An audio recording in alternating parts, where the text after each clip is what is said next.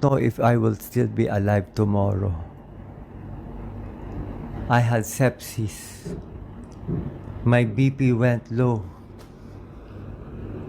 I don't know if I can still live. Look at my face. Look at how ugly I have become. Look at all the scars. You want to see my bukol? Basta on my last dying breath, I will always say, gusto ko tulungan yung nasa probinsya, yung mga mahihirap, because that is my reason to live. Dapat patay na ako last week.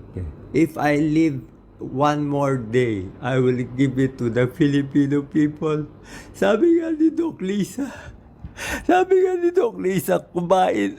kubain mo na kami, Lord. Ikuba mo na kami. Wag mo lang